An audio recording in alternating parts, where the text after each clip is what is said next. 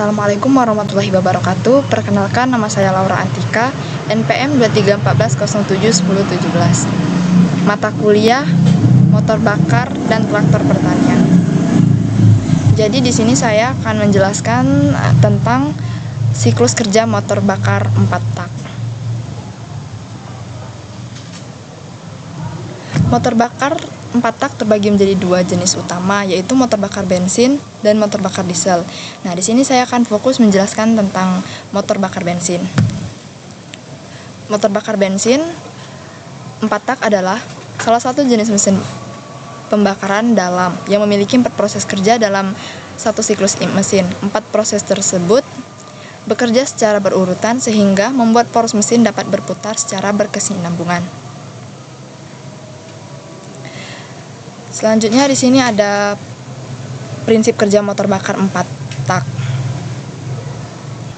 Jadi, yang pertama adalah langkah hisap atau intake. Pada langkah ini, piston bergerak dari titik mati atas ke titik mati bawah secara bersamaan klep hisap antara karburator dan ruang bakar terbuka. Hal ini membuat campuran bahan bakar dan udara masuk ke ruang silinder. Langkah kedua yaitu langkah kompresi. Di sini piston bergerak naik dari titik mati bawah ke titik mati atas. Hal ini mengakibatkan klep hisap dan klep buang tertutup. Piston yang naik akan memanfaatkan campuran bahan bakar dan udara di ruang silinder hingga suhu udara menjadi tinggi. Terus selanjutnya ada langkah usaha. Jadi pada langkah usaha ini pembakaran akibat kompresi bahan bakar atau udara dalam tekanan dan suhu tinggi. Busi akan menyala dan memercikan bunga api yang membakar campuran bahan bakar dan udara yang sudah panas. Dan terjadi ledakan tenaga yang membuat piston dari titik mati atas menuju titik mati bawah. Yang terakhir yaitu ada langkah buang. Jadi pada langkah buang ini, setelah terjadi pembakaran, tentu saja gas sisa pembakaran harus dibuang. Pada langkah ini, piston kembali bergerak dari titik mati bawah ke titik mati atas yang secara bersamaan terjadi pembukaan pada klep buang. Gas sisa pembakaran akan keluar dari klep buang dan diteruskan melalui knalpot. Jadi selanjutnya di sini ada bagian-bagian motor bensin. Di sini saya akan menjelaskan satu persatu bagian-bagian motor mesin ini.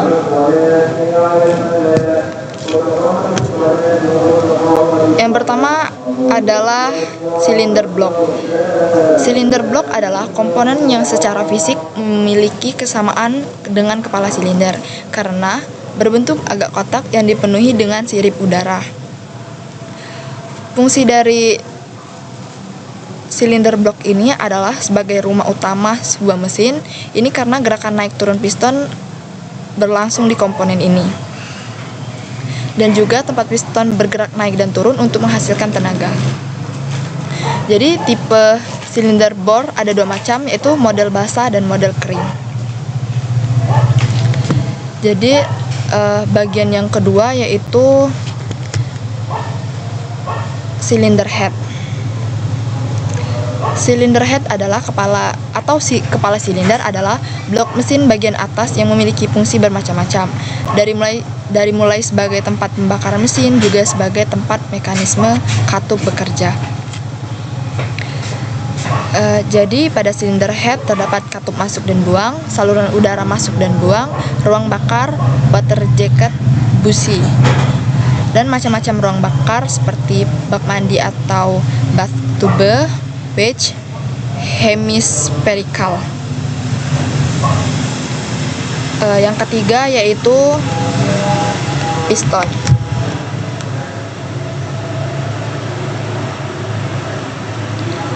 Piston ini berfungsi untuk mengubah volume di dalam silinder. Perubahan volume ini akan menimbulkan efek vakum dan kompresi yang digunakan untuk mendapatkan pembakaran secara berkelanjutan.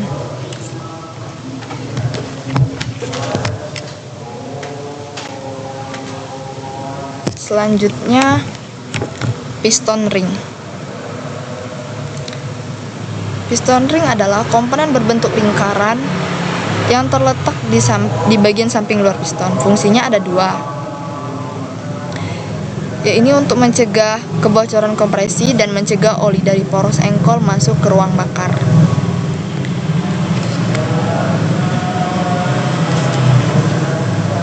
Selanjutnya ada crankshaft. Crankshaft ini bisa disebut poros engkol. Adalah untuk mengubah bentuk gerakan naik turun dari piston ke gerakan rotasi. Namun pada poros engkol motor ada perbedaan karena mesin motor umumnya memiliki silinder tunggal, maka poros engkol akan dilengkapi dengan dua beban melingkar yang terletak di samping crankshaft. Selanjutnya ada camshaft. Jadi fungsi dari crankshaft itu adalah untuk membuka dan menutup katup sesuai dengan timing yang ditentukan.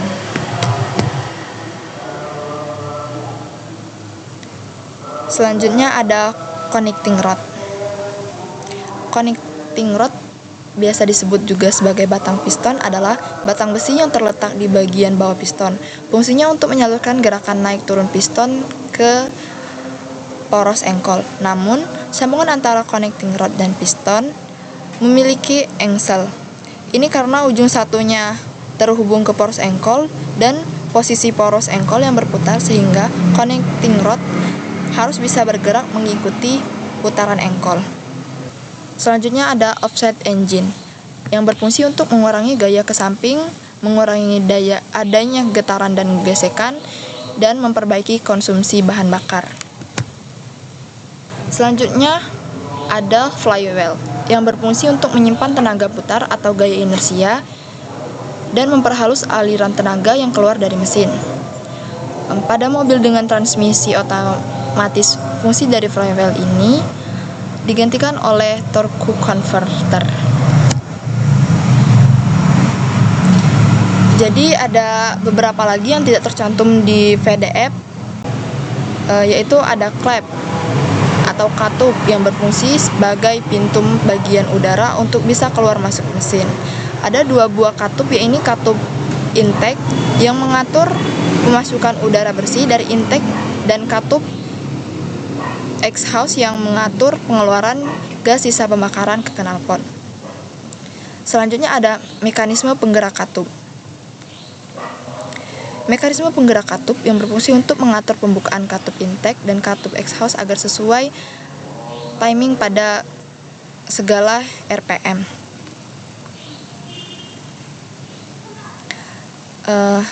Ada juga knalpot, adalah saluran yang berfungsi untuk mengalirkan gas sisa pembakaran yang keluar dari mesin.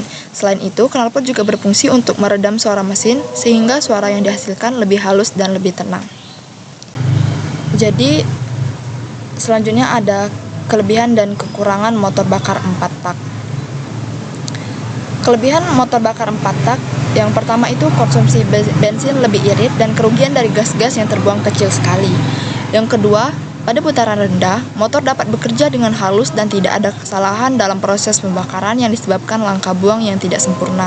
Yang ketiga, setiap proses kerja diselesaikan sepanjang satu langkah penuh sehingga dapat bekerja secara ideal yang menyebabkan tenaga rata-rata yang dihasilkan menjadi lebih tinggi. Selanjutnya, pengaturan campuran udara dan bensin lebih mudah karena tidak dicampur dengan oli samping.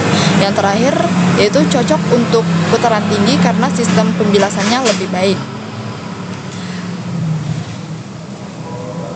Untuk kekurangan dari motor bakar mesin 4 tak ini, yang pertama, konstruksinya lebih rumit karena adanya sistem katup.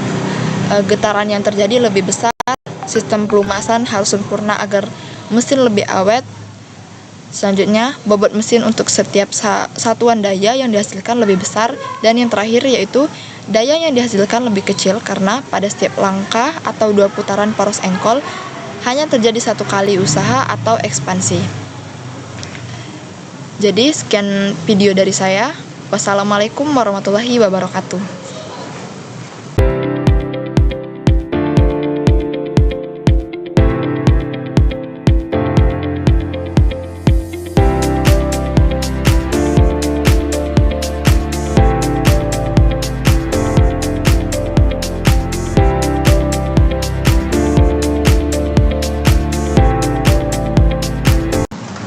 Assalamualaikum warahmatullahi wabarakatuh. Perkenalkan, nama saya Laura Antika, NPM 2314071017 dari TEP A angkatan 23. Jadi di sini saya akan memperkenalkan cara kerja motor bakar 2 tak. Yang pertama yang kita bahas ada motor bakar 2 tak. Jadi motor bakar 2 tak itu adalah mesin pembakaran yang dalam satu siklus pembakaran akan mengalami 2 langkah piston. Berbeda dengan putaran 4 tak yang mengalami 4 langkah piston dalam satu kali siklus pembakaran. Meskipun keempat proses intake, kompresi, tenaga, dan pembuangan juga terjadi.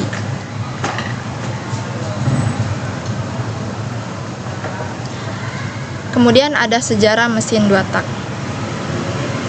Motor 2 tak pertama kali dikembangkan pada awal abad ke-20 dan menjadi populer sejak tahun 1950-an hingga 1990-an. Dibandingkan dengan motor 4 tak, motor 2 tak memiliki desain sederhana dengan komponen yang lebih sedikit sehingga lebih ringan dan mudah untuk diproduksi.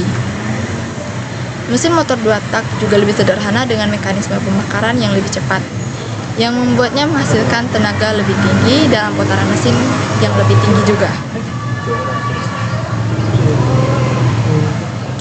Selanjutnya ada prinsip kerja motor bakar 2 tak. Yang pertama ada langkah hisap dan kompresi, di mana piston bergerak dari titik mati bawah menuju titik mati atas. Campuran udara dan bahan bakar masuk ke dalam ruang bakar melalui saluran masuk yang terbuka saat piston bergerak ke atas. Saat piston mencapai titik mati atas, campuran udara dan bahan bakar akan termampatkan. Yang kedua, langkah usaha dan buang. Piston bergerak dari titik mati atas menuju titik mati bawah. Busi memercikan api, membakar campuran udara dan bahan bakar yang telah termampatkan. Tekanan akibat pembakaran mendorong piston ke bawah, menghasilkan tenaga. Saat piston bergerak ke bawah, saluran buang terbuka dan gas hasil pembakaran keluar. Pada saat yang sama itu juga, campuran udara dan bahan bakar baru masuk melalui saluran masuk yang berbeda. Ini ada contoh gambar mesin 2 tak. Jadi di sebelah kiri ada langkah hisap dan kompresi, terdapat lubang buang, di sini saluran transfer dan saluran hisap campuran udara, bensin dan oli samping bercampur masuk ke poros engkol, dan yang di paling bawah ini terdapat bak engkol. Yang gambar kanan ada langkah pembakaran dan buang. Selanjutnya ada perbedaan motor bakar 2 tak dan 4 tak. Yang pertama, perbandingan ukuran. Mesin 2 tak lebih kompak dan simpel jika dibandingkan dengan mesin 4 tak yang cenderung lebih besar dan rumit. Yang kedua, kapasitas bahan bakar.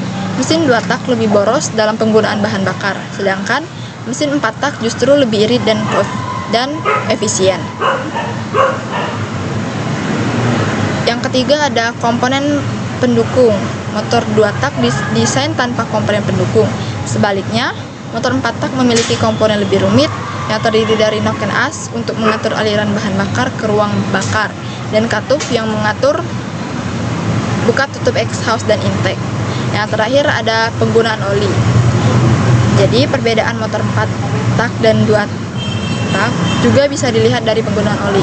Motor 2 tak membutuhkan oli tambahan berupa oli samping yang berguna melumasi ring piston dan komponen lainnya. Hal ini terjadi karena proses kompresi berlangsung bersamaan dengan datangnya bensin, sehingga mesin bekerja ekstra.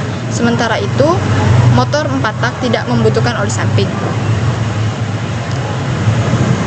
Selanjutnya ada komponen-komponen motor bakar 2 tak. Yang pertama yaitu silinder, yaitu bagian yang berbentuk tabung di mana piston bergerak naik turun. Di dalam silinder terjadi proses kompresi dan pembakaran. Yang kedua ada piston, yaitu komponen berbentuk bundar yang bergerak naik turun di dalam silinder. Gerakan piston ini mengubah energi panas dari pembakaran menjadi energi mekanik. Fungsi dari piston itu sendiri yaitu menerima energi pembakaran. Piston menerima tekanan dari pembakaran di ruang bakar dan mengubahnya menjadi gerakan linear. Yang kedua, mengatur volume ruang bakar. Piston bergerak naik turun mengatur volume ruang bakar, dan mengontrol tekanan selama siklus pembakaran. Yang ketiga, kepala silinder, yaitu bagian atas silinder yang menutup ruang bakar. Pada kepala silinder terdapat busi untuk menyalakan campuran bahan bakar dan udara. Fungsi dari kepala silinder itu ada dua. Yang pertama, menutup rongga silinder. Kepala silinder berfungsi sebagai penutup atas dari blok silinder, membentuk ruang bakar yang tertutup. Yang kedua, tempat terjadinya pembakaran. Di dalam kepala silinder terdapat ruang bakar di mana campuran bahan bakar dan udara dibakar untuk menghasilkan tenaga.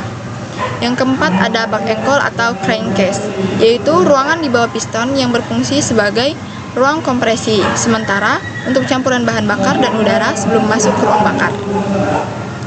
Contoh dari bak engkol itu sendiri, yang pertama, rumah untuk komponen utama. Bak engkol berfungsi sebagai wadah atau rumah bagi beberapa komponen penting motor 2 tak seperti piston, poros engkol, batang penghubung, dan lain-lainnya. Fungsi selanjutnya yaitu membantu proses pembilasan. Bak engkol berperan penting dalam proses pembilasan pada motor 2 tak. Ketika piston bergerak ke atas, ruang di bawah piston menjadi vakum. Vakum ini menarik campuran bahan bakar dan udara segar melalui saluran buras ke ruang bakar, mendorong keluar sisa pembakaran dari ruang bakar.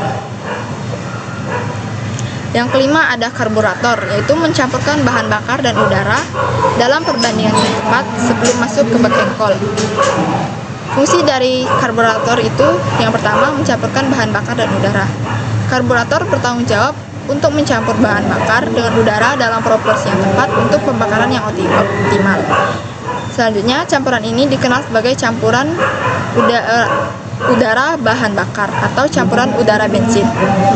Fungsi yang kedua yaitu mengatur aliran bahan bakar. Karburator mengatur aliran bahan bakar yang masuk ke ruang bakar sesuai dengan kebutuhan mesin.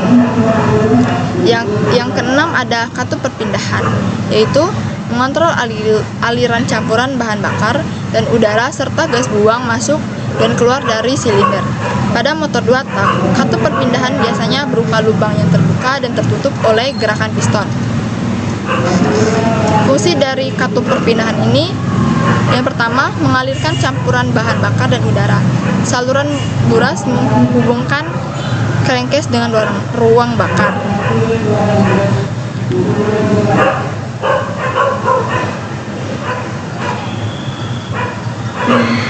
Yang terakhir, ada sistem pelumasan, yaitu menyediakan pelumas untuk mengurangi gesekan antara komponen-komponen yang bergerak. Pada motor 2 tak, pelumas biasanya dicampurkan langsung dengan bahan bakar. Fungsi dari sistem pelumasan ini sendiri yang pertama, mengurangi gesekan dan keausan. Oli pelumas berfungsi sebagai lapisan tipis antara komponen-komponen yang bergerak seperti piston, poros engkol, batang penghubung, dan bantalan. Fungsi kedua yaitu mendinginkan komponen mesin. Oli pelumas juga berfungsi sebagai pendingin, menyerap panas dari komponen-komponen mesin yang panas seperti piston dan silinder. Fungsi yang ketiga, membersihkan dan melindungi komponen. Oli pelumas membantu membersihkan kotoran dan partikel logam yang tercipta akibat gesekan antara komponen-komponen. Dan fungsi terakhir ada meningkatkan ketahanan terhadap tekanan, yaitu membantu meningkatkan ketahanan komponen mesin terhadap tekanan yang tinggi, terutama pada komponen yang menahan bahan berat seperti bantalan dan poros engkol. Selanjutnya ada kelebihan motor bakar 2 tak.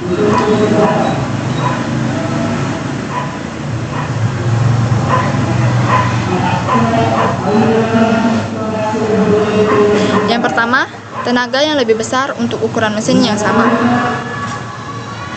Motor 2 tak umumnya menghasilkan tenaga yang lebih besar dibandingkan motor 4 tak dengan kapasitas mesin yang sama. Hal ini karena siklus pembakaran pada motor 2 tak terjadi lebih sering sehingga menghasilkan tenaga yang lebih konsisten. Yang kedua, bobot lebih ringan. Karena desainnya yang lebih sederhana dan jumlah komponen yang lebih sedikit, motor 2 tak cenderung lebih ringan dibandingkan dengan motor 4 tak. Torsi lebih besar pada putaran rendah. Motor 2 tak memiliki torsi yang besar pada putaran rendah sehingga sangat cocok untuk penggunaan di medan yang berat atau saat membutuhkan akselerasi cepat. Selanjutnya ada konstruksi lebih sederhana. Desain motor 2 tak lebih sederhana dibandingkan motor 4 tak, sehingga lebih mudah dalam hal produksi dan perawatan. Yang terakhir ada biaya produksi lebih murah. Karena konstruksi yang lebih sederhana, biaya produksi motor 2 tak cenderung lebih murah dibandingkan motor 4 tak. Kemudian ada kekurangan dari motor bakar 2 tak. Yang pertama, emisi gas buang lebih tinggi. Motor 2 tak menghasilkan emisi gas buang yang lebih tinggi karena proses pembakarannya tidak sempurna dan adanya oli yang ikut terbakar. Kedua, konsumsi bahan bakar lebih tinggi. Motor 2 tak cenderung lebih boros bahan bakar dibandingkan motor 4 tak. Yang terakhir ada perawatan lebih sering. Motor 2 tak membutuhkan perawatan yang lebih sering, terutama pada sistem pelumasan. Jadi motor 2 tak cocok digunakan untuk kendaraan roda 2 berkapasitas kecil. Contohnya seperti motor bebek atau skuter. Dengan mesin 2 tak sering digunakan karena bobotnya yang ringan dan akselerasinya yang lebih cepat. Sekian video dari saya. Terima kasih. Wassalamualaikum warahmatullahi wabarakatuh.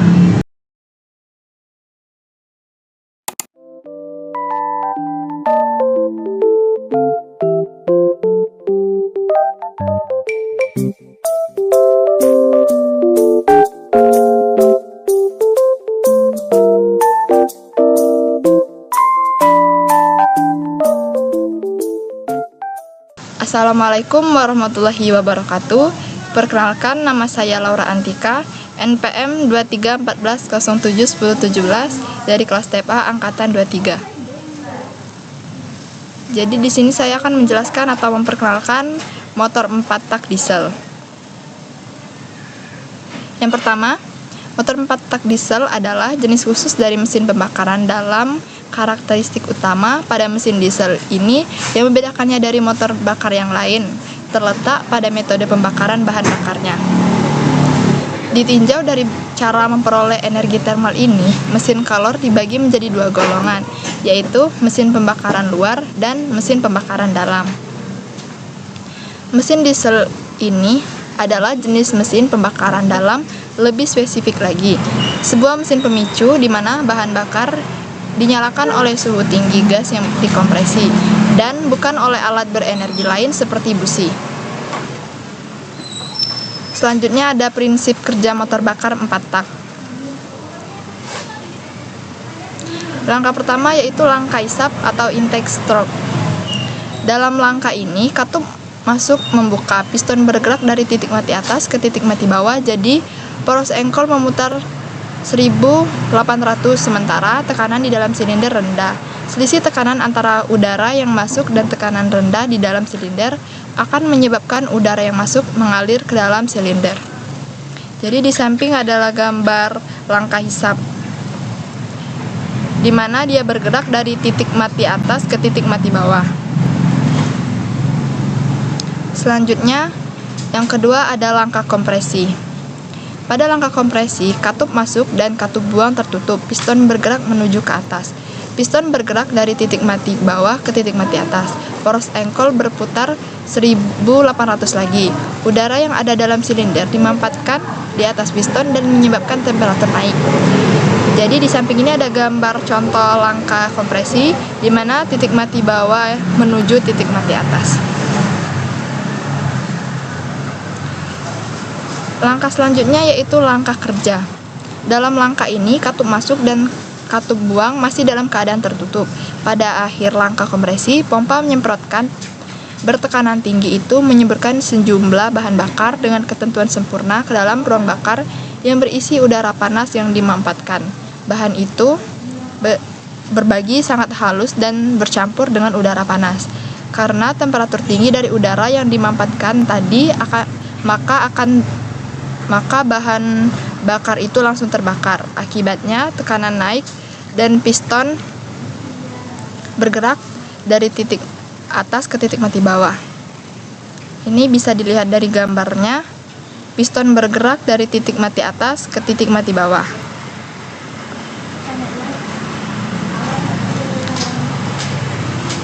Langkah yang terakhir yaitu langkah buang. Pada akhir langkah katup pembuangan membuka. Piston bergerak dari titik mati bawah ke titik mati atas dan mendorong gas-gas sisa pembakaran keluar melalui katup buang dan yang terbuka. Jadi, bila dipandang secara teoritis, pada motor diesel 4 tak katup masuk dan katup buang bersama-sama menutup 3.600 dan hanya selama 1.800 menghasilkan usaha. Semakin banyak silinder sebuah motor maka langkah usaha akan semakin banyak setiap 1.200 atau 2 putaran. Jadi gambar di samping, piston bergerak dari titik mati bawah ke titik mati atas. Selanjutnya ada komponen-komponen motor 4 tak diesel. Yang pertama ada blok silinder. Komponen ini didesain dengan sangat presisi, terbuat dari besi yang kokoh dan memiliki ukuran besar. Dengan begitu, komponen mesin lainnya bisa diletakkan pada blok silinder. Di dalam komponen ini, kita dapat menemukan komponen lain seperti water jacket dan lubang oli. Water jacket sendiri berfungsi mendinginkan mesin, sedangkan lubang oli berfungsi meningkatkan pendistribusian oli mesin ke seluruh komponen mesin lainnya. Yang kedua ada kepala silinder. Komponen ini berfungsi sebagai ruang pembakaran antara udara yang sudah dikompresi dengan bahan bakar. Pada komponen kepala silinder ini terdapat komponen lainnya seperti rock arm, spring belt, camshaft, dan tangki pembakaran. Yang ketiga ada crankshaft. Komponen ini berfungsi sebagai pengubah gerakan piston yang naik turun menjadi berputar. Oleh karena itu, sering disebut sebagai poros engkol. Di dalam komponen ini terdapat komponen lain seperti wake balance, crank journal, dan crank pin untuk mendukung mekanisme kerjanya. Yang keempat ada piston atau torak dan batang piston. Piston memiliki fungsi untuk mengatur volume silinder agar kinerja mesin dapat berjalan dengan baik atau lancar. Sedangkan batang piston berfungsi sebagai penerus gerakan piston yang naik turun untuk disalurkan ke flywheel. Dan komponen selanjutnya ada flywheel. Komponen flywheel ini berfungsi sebagai penyimpanan torsi dan menghidupkan mesin dengan menggerakkan gigi pada bagian luar flywheel. Dengan begitu, putaran pada mesin menjadi seimbang dan teratur. Yang keenam ada timing chain. Komponen ini berfungsi sebagai penghubung antara bagian engkol dengan camshaft. Yang ketujuh ada glow plug. Komponen ini memiliki fungsi layaknya busi pada kendaraan bermesin bensin. Komponen ini mampu mengubah temperatur udara menjadi panas sehingga solar dapat dibakar dan menghasilkan tenaga. Yang ke-8 ada oil pan. Komponen ini berfungsi sebagai bak penampung oli dan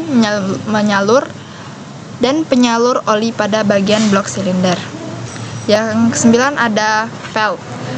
Valve ini komponen yang berfungsi sebagai jalan masuk dan keluarnya gas dari proses pembakaran. Yang ke-10 ada timing gear, yang berfungsi untuk mengontrol irama valve saat membuka dan menutup, serta mengontrol irama injeksi pembakaran bahan bakar. Selanjutnya ada kelebihan dari motor 4 tak diesel. Kelebihan motor 4 tak diesel ini yang pertama, torsi lebih besar sehingga tak perlu sampai putaran mesin tinggi. Motor diesel 4 tak memiliki torsi yang lebih besar dibandingkan mesin bensin. Ini berarti mesin bisa menghasilkan daya dorong yang lebih kuat meskipun pada putaran mesin yang rendah. Keuntungan ini sangat bermanfaat ketika kendaraan membutuhkan tenaga lebih besar seperti saat menanjak atau membawa beban berat, tanpa harus memaksa mesin mencapai putaran tinggi yang dapat meningkatkan keausan. Yang kedua, mesin lebih awet. Mesin diesel 4 tak terkenal lebih tahan lama dibandingkan mesin bensin. Ini disebabkan karena komponen mesin diesel yang dirancang untuk menahan tekanan yang lebih tinggi serta proses pembakaran yang lebih efisien. Dengan penggunaan perawatan yang tepat, umur pakai mesin diesel bisa lebih panjang. Selanjutnya, lebih irit konsumsi bahan bakar. Efisiensi bahan bakar pada mesin diesel ini lebih tinggi dibandingkan mesin bensin. Mesin diesel mampu menghasilkan lebih banyak tenaga per liter bahan bakar, sehingga lebih hemat dalam penggunaan bahan bakar, terutama dalam perjalanan jarak jauh atau ketika digunakan dalam kondisi beban berat. Yang keempat, lebih tahan banting terhadap rendaman air atau banjir. Mesin diesel 4 tak lebih kuat dalam menghadapi kondisi ekstrim seperti genangan air atau banjir. Ini karena mesin diesel lebih sederhana dalam hal kelistrikan dibandingkan mesin bensin, sehingga lebih sedikit komponen yang rentan terhadap kerusakan akibat air. Selain itu, torsi yang lebih besar pada putaran rendah juga membantu mesin untuk tetap berfungsi di medan yang berat. Yang terakhir, mesin lebih gesit jika dijalankan lagi setelah berhenti. Salah satu keunggulan mesin diesel adalah responnya yang baik saat dinyalakan kembali setelah berhenti, terutama jika mesin masih dalam keadaan panas. Torsi besar di putaran rendah memungkinkan kendaraan untuk kembali bergerak dengan cepat tanpa harus meningkatkan putaran mesin secara drastis, menjadikannya lebih responsif dan efisiensi dalam situasi stop and go seperti perkotaan. Selanjutnya ada juga kekurangan motor 4 diesel. Kekurangan motor 4 diesel ini yang pertama, harga suku cadang lebih mahal akibat tingginya kualitas. Mesin diesel, khususnya 4 tak, memiliki suku cadang dengan material yang lebih kuat dan berkualitas tinggi, karena harus mampu menahan tekanan dan panas yang lebih besar selama proses pembakaran. Kualitas yang lebih tinggi ini membuat harga suku cadangnya juga lebih mahal dibandingkan mesin bensin, yang komponennya tidak perlu dirancang untuk beban yang sama. Yang kedua, suara mesin lebih kasar. Mesin diesel, terutama yang 4 tak, cenderung menghasilkan suara yang lebih kasar dan bising dibandingkan mesin bensin. Hal ini disebabkan oleh proses pembakaran di mesin diesel yang terjadi pada tekanan tinggi. Getaran dan tekanan yang tinggi ini dihasilkan selama proses pembakaran, menciptakan bunyi yang lebih keras dan kasar. Meskipun teknologi modern seperti sistem peredaman suara dan teknologi injeksi dapat membantu mengurangi kebisingan ini. Yang ketiga, pajak lebih mahal. Di beberapa negara atau daerah, termasuk Indonesia, pajak untuk kendaraan diesel bisa lebih mahal dibandingkan kendaraan bensin. Hal ini bisa terkait dengan emisi gas buang yang lebih tinggi atau kebijakan pemerintah yang ingin mengurangi penggunaan bahan bakar diesel yang cenderung lebih berpolusi. Pajak yang lebih tinggi juga mungkin berkaitan dengan kapasitas mesin yang lebih besar pada kendaraan diesel. Yang keempat, lebih sulit digunakan di jalan menanjak. Walaupun mesin diesel memiliki torsi besar pada putaran rendah, tenaga puncaknya pada putaran tinggi biasanya lebih rendah dibandingkan mesin bensin. Hal ini membuat kendaraan diesel yang kadang-kadang kurang bertenaga ketika dihadapkan pada tanjakan yang membutuhkan akselerasi cepat. Pengemudi mungkin harus lebih sering berpindah gigi untuk menjaga tenaga mesin tetap optimal di jalan yang menanjak ataupun curam. Yang terakhir, tenaga putaran atas lebih kecil. Mesin diesel umumnya memiliki kekuatan yang lebih besar pada putaran rendah, tetapi tenaga puncaknya pada putaran mesin yang lebih tinggi cenderung lebih kecil dibandingkan mesin bensin. Hal ini menyebabkan mesin diesel terasa kurang responsif pada kecepatan tinggi atau ketika memerlukan akselerasi cepat di jalan datar yang panjang. Mesin bensin sebaiknya cenderung lebih responsif pada putaran atas. Baiklah, sekian video dari saya.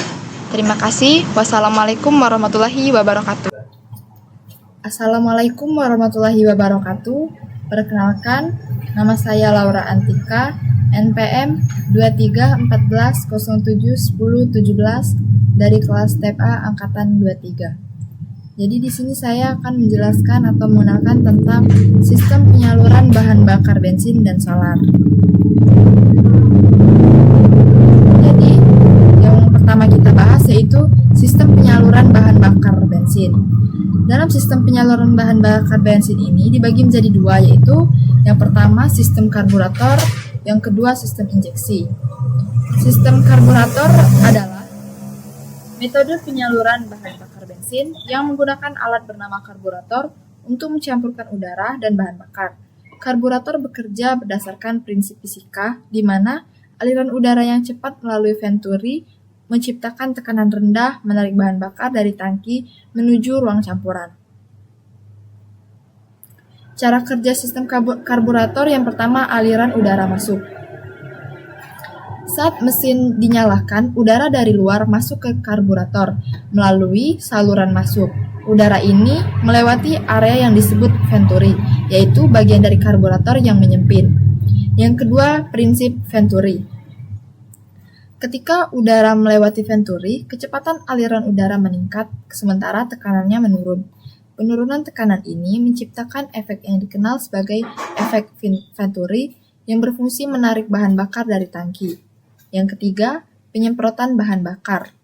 Bahan bakar dari tangki disuplai ke karburator dan disimpan dalam sebuah wadah yang disebut pelampung. Pelampung ini menjaga level bahan bakar tetap konstan. Ketika tekanan venturi turun, bahan bakar mengalir melalui jet bahan bakar dan disemprotkan ke aliran udara. Yang keempat, campuran udara dan bahan bakar. Bahan bakar yang disemprot ke dalam aliran udara akan bercampur dengan udara membentuk campuran udara bahan bakar yang kaya. Campuran ini selanjutnya bergerak menuju saluran intake menuju ruang bakar mesin. Selanjutnya, pengaturan campuran. Karburator dilengkapi dengan beberapa jenis jet yang berbeda, misalnya jet utama, jet idle, untuk mengatur campuran bahan bakar pada berbagai jenis kondisi seperti idle atau berhenti, akselerasi, dan kecepatan tinggi. Screw mengatur juga digunakan untuk menyesuaikan rasio campuran sesuai kebutuhan mesin. Yang keenam, proses pembakaran. Setelah campuran udara bahan bakar mencapai ruang bakar, campuran tersebut dimampatkan oleh piston. Spark plug kemudian memicu percikan api, membakar campuran tersebut dan menghasilkan tenaga untuk menggerakkan mesin. Yang terakhir, emisi dan kontrol. Beberapa karburator dilengkapi dengan sistem pengendalian emisi untuk mengurangi polusi. Misalnya ada coke yang digunakan untuk meningkatkan rasio campuran saat mesin dingin. Selanjutnya ada kelebihan dan kekurangan karburator. Kelebihan karburator yang pertama ada simplicity atau kesederhanaan. Desain sederhana. Karburator memiliki komponen yang lebih sedikit dibandingkan sistem injeksi, membuatnya lebih mudah dipahami dan diperbaiki. Dan perawatannya juga sederhana. Proses pemeliharaan dan perbaikan biasanya lebih mudah dan murah, sehingga cocok untuk mekanik pemula. Yang kedua, biaya produksi yang rendah. Harga karburator umumnya lebih murah untuk diproduksi dan pasang, membuatnya lebih ekonomis untuk kendaraan yang tidak memerlukan teknologi canggih. Yang kedua, selanjutnya, pengoperasian yang tahan lama. Karburator memiliki komponen mekanis yang tahan lama dan tidak memerlukan banyak elemen elektronik, sehingga dapat berfungsi dengan baik dalam berbagai kondisi. Yang keempat, responsif pada akselerasi. Yang pertama, tanggapan langsung. Dalam beberapa kondisi, karburator dapat memberikan respon yang cepat pada akselerasi, terutama pada kecepatan rendah. Kemudian, kemampuan untuk modifikasi. Karburator memungkinkan pengguna untuk melakukan modifikasi dan penyesuaian lebih mudah untuk meningkatkan performa sesuai kebutuhan. Selanjutnya, ada kekurangan dari karburator. Yang pertama, efisiensi bahan bakar yang lebih rendah.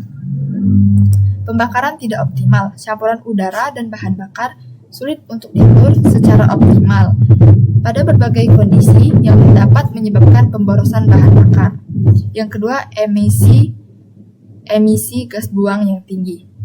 Karena kesulitan dalam mengatur campuran, kendaraan dengan karburator cenderung menghasilkan emisi gas buang yang lebih tinggi dibandingkan dengan kendaraan injeksi. Yang ketiga, sensitivitas terhadap kondisi lingkungan. Performa karburator dapat dipengaruhi oleh faktor seperti ketinggian, suhu, dan kelembapan, yang dapat membuat kendaraan sulit untuk beroperasi secara konsisten. Yang keempat, kesulitan dalam pengaturan. Mengatur campuran udara dan bahan bakar untuk performa optimal membutuhkan pengalaman dan keahlian. Pengguna pemula mungkin kesulitan dalam menyesuaikan. Selanjutnya, performa pada kecepatan tinggi. Pada kecepatan tinggi, karburator mungkin tidak dapat menyediakan campuran yang diperlukan secara efisien, berpotensi mengurangi performa mesin. Ini ada contoh gambar dari karburator. Selanjutnya kita akan membahas sistem injeksi.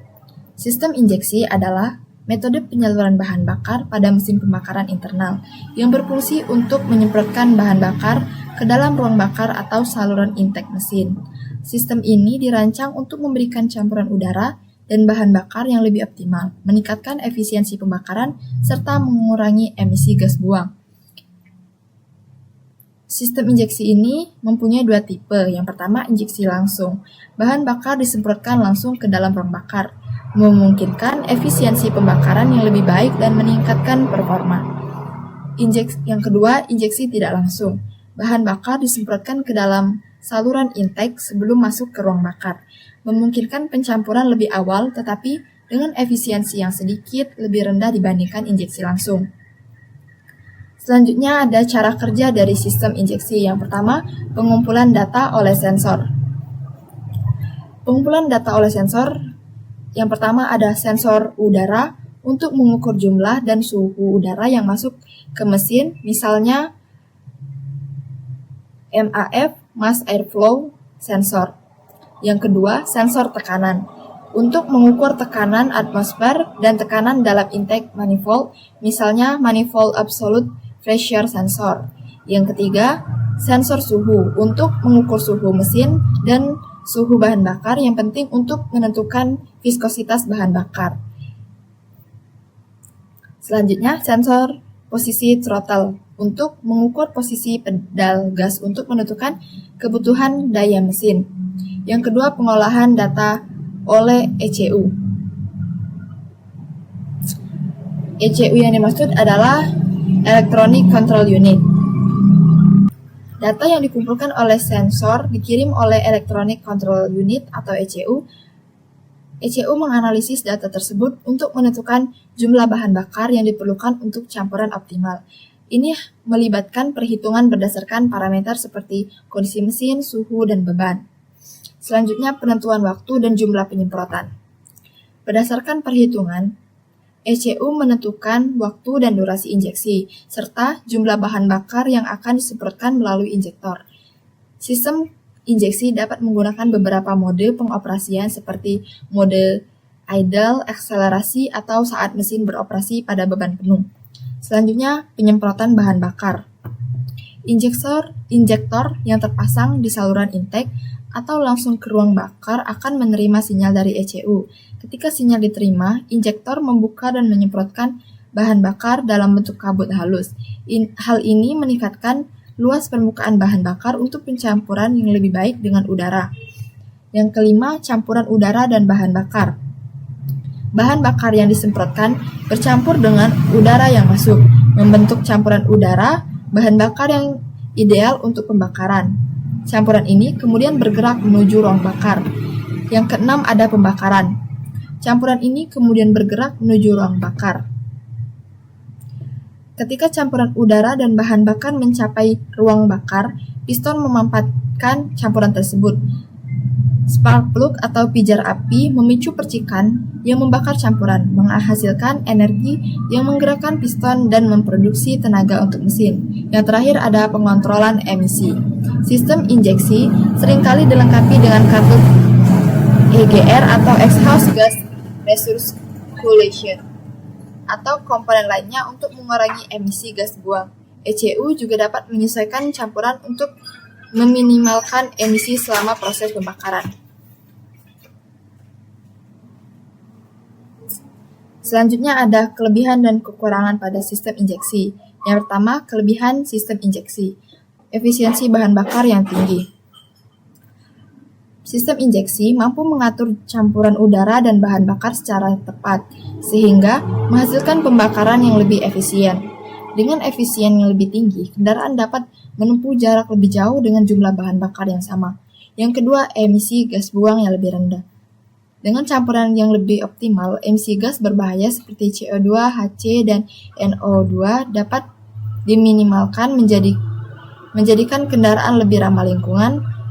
Sistem injeksi membantu kendaraan untuk memenuhi standar emisi yang lebih ketat yang diberlakukan oleh pemerintah. Yang ketiga, performa mesin lebih baik.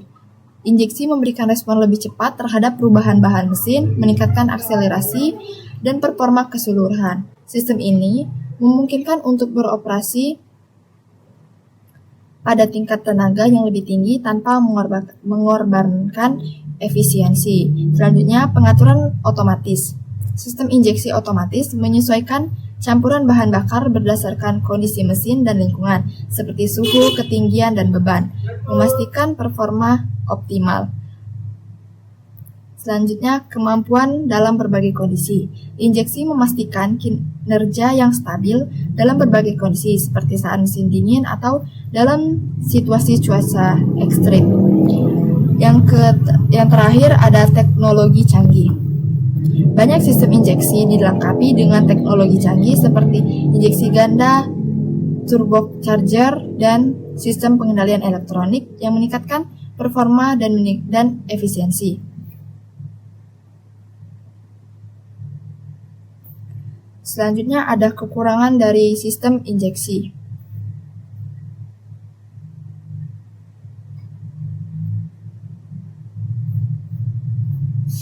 Yang pertama yaitu kompleksitas sistem. Lebih banyak komponen. Sistem injeksi melibatkan banyak komponen elektronik dan mekanik yang dapat membuatnya lebih sulit dipahami dan diperbaiki dibandingkan dengan sistem karburator. Memerlukan pemeliharaan yang lebih intensif dan pemeriksaan berkala untuk memastikan semua komponen berfungsi dengan baik. Yang kedua, biaya perawatan dan perbaikan yang lebih tinggi. Biaya untuk pemasangan sistem injeksi lebih tinggi dibandingkan dengan karburator. Memerlukan teknisi yang lebih terlatih dan berpengalaman untuk melakukan perbaikan dan pemeliharaan yang dapat meningkatkan biaya. Selanjutnya, ketergantungan pada elektronik. Sistem injeksi sangat bergantung pada komponen elektronik seperti ECU dan sensor. Jika salah satu komponen ini gagal, maka akan bisa mengganggu keseluruhan sistem. Kegagalan pada sistem elektronik dapat sulit didiagnosis dan membutuhkan peralatan khusus untuk mendiagnosis masalah. Selanjutnya, respon pada suhu ekstrim. Beberapa sistem injeksi mungkin kurang responsif dalam kondisi suhu ekstrim, baik panas maupun dingin, meskipun teknologi terbaru lebih mengurangi masalah ini. Yang terakhir, pengaturan yang lebih rumit. Modifikasi untuk meningkatkan performa mesin bisa lebih rumit dibandingkan dengan karburator, yang dapat dengan mudah diselesaikan secara manual. Gambar ini merupakan contoh gambar dari injeksi, di mana di sini ada valve strainer screen, di sini spring, lalu di sini solenoid coil, terus di sini flunger, nozzle plate, dan ini fuel passage. Selanjutnya kita akan membahas materi kedua, yaitu sistem penyaluran bahan bakar solar. Yang pertama, sistem Bose pump. Sistem Bose pump adalah jenis sistem injeksi bahan bakar yang menggunakan pompa injeksi berteknologi tinggi untuk berkendaraan diesel. Sistem ini dikembangkan oleh perusahaan Bose yang dikenal sebagai pelopor dalam teknologi otomotif dan sistem injeksi. Bose pump biasanya digunakan pada mesin diesel untuk menyediakan bahan bakar dengan tekanan tinggi ke injektor, sehingga memungkinkan pembakaran yang efisien dan optimal. Komponen utama pada sistem Bose pump yang pertama, pompa injeksi. Bose pump bertanggung jawab untuk mengalirkan bahan bakar dari tangki ke injektor dengan tekanan tinggi. Pompa ini dapat berupa pompa mekanik atau elektrik, bergantung pada desain sistem. Yang kedua, injektor. Injektor yang digunakan dalam sistem Bose pump menyemprotkan bahan bakar ke ruang bakar dalam bentuk kabut halus, memungkinkan pencampuran yang lebih baik dengan udara untuk pembakaran. Yang ketiga, rel bahan bakar, saluran yang mendistribusikan bahan bakar dari pompa ke injektor, menjaga tekanan yang konsisten di seluruh sistem. Selanjutnya, sensor dan kontrol. Sistem ini dilengkapi dengan berbagai sensor yang mengukur tekanan, suhu, dan aliran bahan bakar. Data dari sensor ini digunakan oleh CU, Electronic Control Unit, untuk mengatur waktu dan jumlah penyemprotan. Yang kelima, Electronic Control Unit, otak dari sistem injeksi yang memproses dari data sensor dan mengontrol fungsi pompa dan injektor untuk memastikan pembakaran yang efisien. Cara kerja dari sistem BOS pump yang pertama, pengambilan bahan bakar. Bahan bakar diambil dari tangki dan disuplai ke pompa injeksi. Pompa ini meningkatkan tekanan bahan bakar hingga mencapai tingkat yang diperlukan untuk injeksi. Yang kedua, penyemprotan bahan bakar. Dengan tekanan tinggi, bahan bakar disalurkan ke injektor. Injektor ini kemudian membuka dan menyemprotkan bahan bakar ke dalam ruang bakar. Selanjutnya, campuran udara dan bahan bakar. Bahan bakar yang disemprotkan bercampur dengan udara yang masuk ke ruang bakar membentuk campuran yang ideal untuk pembakaran. Yang keempat, pembakaran. Campuran udara dan bahan bakar kemudian dibakar di dalam ruang bakar, menghasilkan tenaga yang menggerakkan mesin.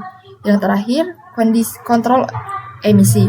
Sistem ini seringkali dilengkapi dengan teknologi kontrol emisi untuk meminimalkan polusi, seperti sistem EGR atau exhaust gas recirculation. Selanjutnya ada kelebihan dan kekurangan pada sistem BOS pump. Kelebihan dari sistem BOS pump yang pertama, desain yang terpercaya dan sederhana.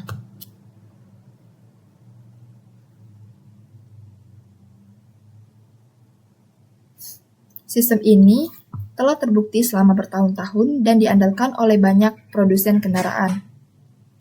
Desain yang lebih sederhana dibandingkan dengan sistem injeksi modern lainnya membuatnya lebih mudah untuk dipahami dan dipelihara. Komponen-komponen sistem BOS pump umumnya tahan lama dan dapat bertahan dalam kondisi operasi yang keras. Yang kedua, biaya awal yang lebih rendah. Biaya untuk membeli dan memasang sistem BOS pump biasanya lebih rendah dibandingkan dengan sistem injeksi canggih seperti common rail. Banyak teknisi yang terlatih dalam perawatan dan perbaikan sistem BOS pump sehingga biaya perawatan dan suku cadangnya lebih terjangkau. Desain yang lebih sederhana memudahkan dalam melakukan perbaikan jika terjadi kerusakan. Yang keempat, kinerja baik pada RPM rendah. Sistem BOS pump cenderung memberikan torsi yang baik pada kecepatan rendah sehingga cocok untuk aplikasi yang memerlukan daya dorong di RPM rendah. Terakhir, ketersediaan suku cadang. Karena banyak digunakan, suku cadang untuk sistem BOS pump biasanya lebih mudah ditemukan dan lebih murah. Selanjutnya ada kekurangan sistem BOS pump. Yang pertama, efisiensi bahan bakar yang lebih rendah, seperti pembakarannya tidak optimal. Yang kedua, emisi gas buang yang lebih tinggi, seperti polusi. Yang ketiga, pengaturan tekanan yang tidak konsisten, seperti fluktuasi tekanan. Yang keempat, kemampuan penyemprotan yang terbatas, yaitu satu penyemprotan. Yang kelima, respons terhadap perubahan yang lambat, atau adaptasinya terhadap kondisi bisa berubah-ubah. Yang keenam, penggunaan yang terbatas. Ini ada contoh gambar dari BOS pump.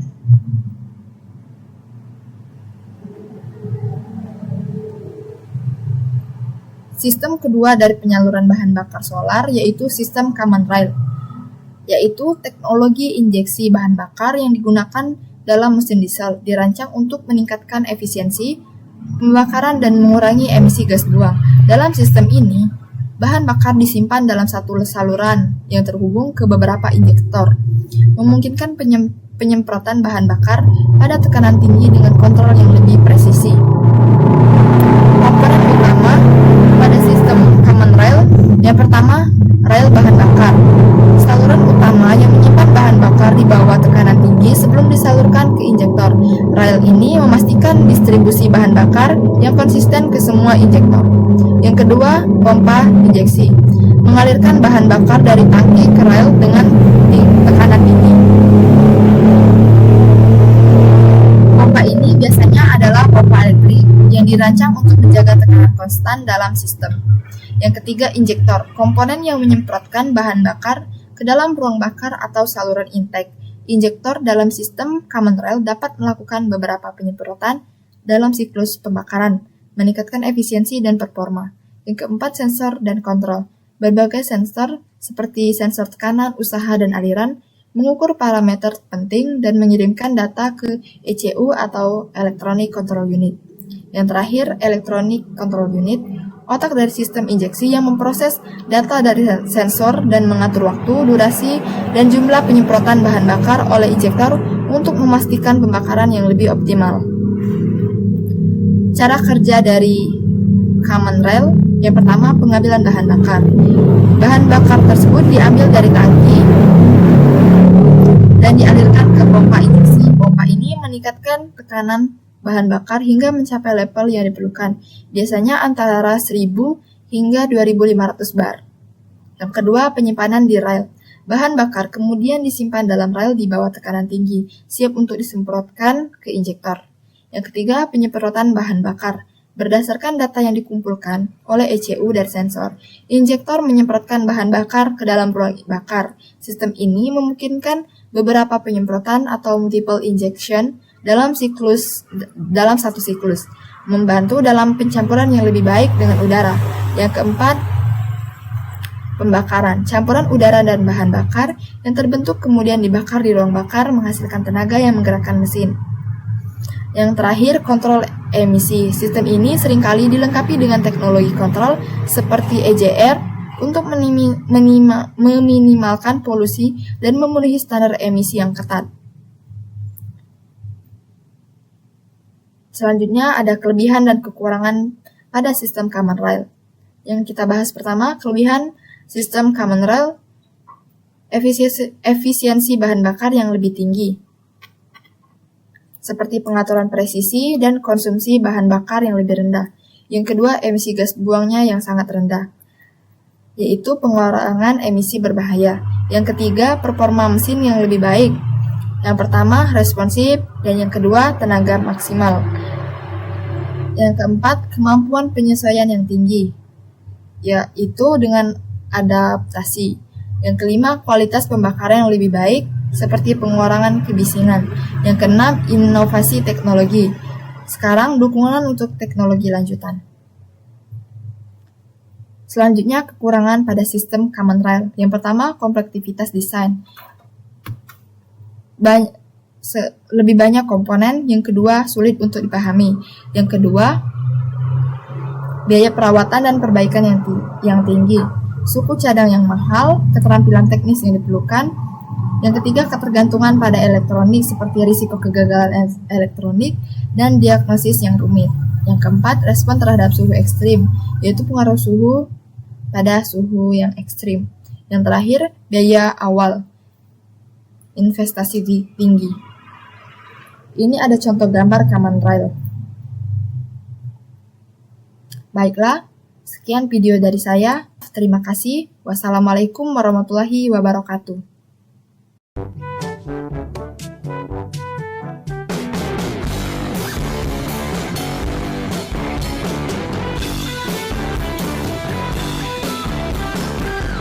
Wabarakatuh.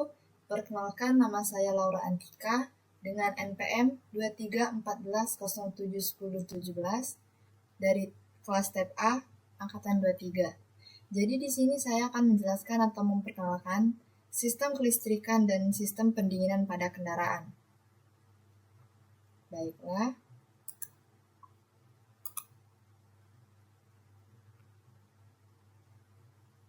Yang pertama ada sistem kelistrikan. Berikut merupakan contoh gambar dari sistem kelistrikan. Bisa dilihat terdapat komponen-komponen dalam sistem kelistrikan. Selanjutnya, apa sih sistem kelistrikan itu? Jadi, sistem kelistrikan adalah rangkaian komponen dan perangkat dalam kendaraan yang berfungsi untuk menghasilkan, mengalirkan, dan mengelola energi listrik. Sistem ini sangat penting untuk operasional pada kendaraan. Selanjutnya, fungsi dari sistem kelistrikan yang pertama pengapian.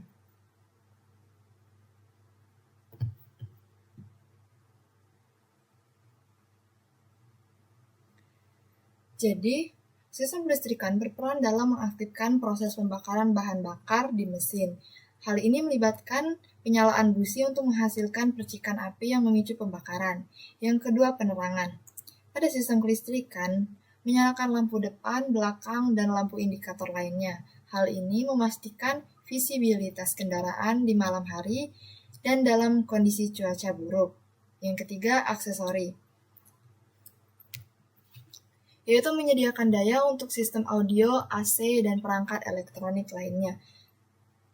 Pada sistem kelistrikan, menyediakan daya untuk sistem berikut itu, hal ini untuk meningkatkan kenyamanan dan fungsionalitas pada kendaraan. Yang keempat, sistem starter. Sistem starter ini merupakan sistem kelistrikan yang bertanggung jawab untuk menghidupkan mesin kendaraan. Motor starter menggunakan energi listrik untuk memutar poros engkol dan memulai proses pembakaran. Selanjutnya, ada komponen-komponen utama pada sistem kelistrikan. Yang pertama ada aki atau baterai. Aki atau baterai ini berfungsi untuk sumber utama penyimpanan energi listrik di kendaraan. Baterai menyediakan daya untuk sistem starter, sistem pencahayaan, dan berbagai komponen elektronik lainnya saat mesin belum menyala. Baterai mengubah energi kimia menjadi energi listrik. Ketika mesin kendaraan dalam keadaan mati, baterai menyalurkan listrik untuk sistem starter dan perangkat elektronik lainnya. Yang kedua ada alternator. Alternator ini menghasilkan listrik untuk memenuhi kebutuhan sistem kelistrikan kendaraan ketika mesin berjalan. Alternator juga bertugas mengisi ulang daya baterai. Alternator bekerja berdasarkan prinsip induksi elektromagnetik. Saat mesin berputar, pulai alternator memutar rotor yang menghasilkan medan magnet. Yang ketiga, motor starter, yang berfungsi untuk memutar mesin agar dapat melakukan siklus pembakaran pertama kali sehingga mesin dapat menyala. Saat kunci kontak diputar ke posisi start, listrik dari baterai mengalir ke motor starter.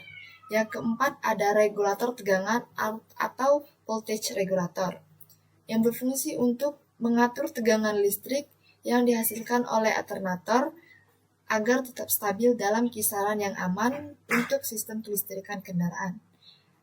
Regulator ini mengontrol output alternator agar berada pada kisaran yang diperlukan. Yang kelima ada skring atau fuse. Skring ini berfungsi untuk melindungi sistem kelistrikan dari arus listrik yang berlebihan atau korsleting. Jika arus yang mengalir melebihi kapasitas yang aman, skring akan putus dan memutus aliran listrik, mencegah kerusakan komponen. Saat ada lonjakan arus yang melebihi batas aman, filamen di dalam skring akan meleleh dan memutuskan sirkuit. Komponen yang keenam yaitu kabel kelistrikan. Kabel-kabel berfungsi untuk jalur penghubung yang membawa arus listrik dari sumber atau baterai dan alternator ke berbagai komponen kendaraan. Kabel ini mengalirkan listrik melalui sirkuit tertutup. Terdapat kabel positif dan kabel negatif yang bekerja bersama untuk mengalirkan listrik ke perangkat seperti lampu motor dan perangkat elektronik lainnya. Komponen yang ketujuh yaitu relay. Relay adalah saklar elektromagnetik yang digunakan untuk mengalihkan arus listrik besar dengan menggunakan arus listrik kecil.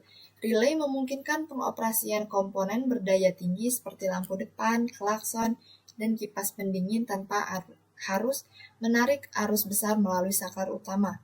Yang kedelapan ada saklar kontak, yaitu saklar kontak ini berfungsi untuk menghubungkan dan memutuskan aliran listrik ke sistem starter dan komponen kelistrikan lainnya. Terakhir yaitu grounding atau sistem pembumian. Jadi grounding ini menyediakan jalur balik untuk aliran listrik ke baterai melalui sasis kendaraan. Grounding memastikan arus listrik mengalir dengan aman dan mencegah terjadinya lonjakan listrik yang tidak diinginkan.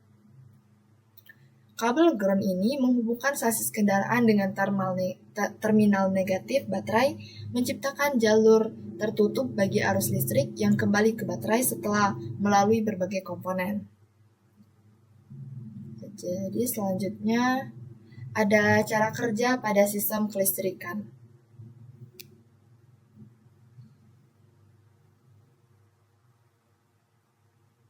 Yang pertama, baterai menyediakan daya listrik untuk berbagai sistem dasar seperti alarm, sistem audio, lampu kabin, dan sistem starter. Jadi, baterai ini adalah sumber daya utama untuk berbagai komponen kelistrikan di kendaraan, terutama ketika mesin mati. Ini termasuk sistem seperti alarm, lampu kabin, dan sistem audio. Selain itu juga, baterai ini menyediakan daya yang dibutuhkan untuk menghidupkan mesin atau starter saat kendaraan pertama kali dinyalakan. Yang kedua, tegangan memasukkan output alternator stabil dan sesuai dengan kebutuhan sistem. Jadi, alternator ini adalah perangkat yang mengisi ulang baterai dan memasok listrik ke sistem kelistrikan saat mesin berjalan. Tegangan yang dihasilkan alternator harus sesuai dengan kebutuhan komponen kelistrikan di kendaraan, biasanya sekitar 13,8 sampai 14,5 volt. Jika tegangan alternator ini terlalu tinggi atau terlalu rendah, hal ini bisa menyebabkan masalah pada baterai atau komponen elektronik lainnya. Cara kerja yang ketiga yaitu ada distribusi daya. Daya listrik dari baterai atau alternator dialirkan melalui kabel, relay, dan spring ke berbagai komponen seperti lampu, sistem pengapian, motor pendingin, dan perangkat elektronik. Daya yang dihasilkan dari baterai atau alternator disalurkan melalui sistem kabel ke berbagai komponen kendaraan lainnya. Relay itu berfungsi sebagai saklar otomatis untuk mengaktifkan komponen yang membutuhkan daya besar, sementara spring melindungi sistem kelistrikan dari lonjakan arus listrik yang dapat menyebabkan kerusakan pada kendaraan. Yang keempat, yaitu saklar kontak.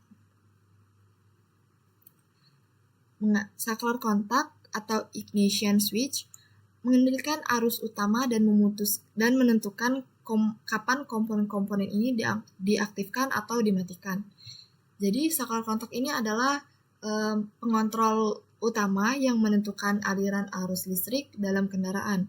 Jadi ketika kontak dinyalakan atau dalam posisi on, arus listrik mulai mengalir ke berbagai sistem seperti sistem pengapian, bahan bakar, dan kelistrikan lainnya. Saklar kontak juga berperan dalam memutus arus ketika mesin dimatikan, memastikan bahwa komponen tidak terus bekerja dan menguras daya dari baterai. Oke, selanjutnya ada penyebab umum masalah kelistrikan pada kendaraan. Yang pertama ada usia komponen. Jadi komponen kelistrikan seperti aki, alternator, dan motor starter memiliki umur pakai yang terbatas. Seiring waktu, komponen ini akan aus dan memerlukan penggantian. Yang kedua, ada korosi. Kelembapan atau air dapat menyebabkan korosi pada terminal baterai, kabel, dan komponen lainnya yang akhirnya akan mengganggu aliran listrik. Selanjutnya, overload. Penggunaan perangkat elektronik tambahan yang berlebihan seperti audio yang besar atau lampu tambahan dapat membebani sistem kelistrikan dan menyebabkan kerusakan. Selanjutnya ada korsleting. Kabel yang terkelupas atau komponen yang mengalami kerusakan internal dapat menyebabkan arus pendek, mengakibatkan putusnya sekring atau bahkan kebakaran. Yang terakhir, kurangnya perawatan.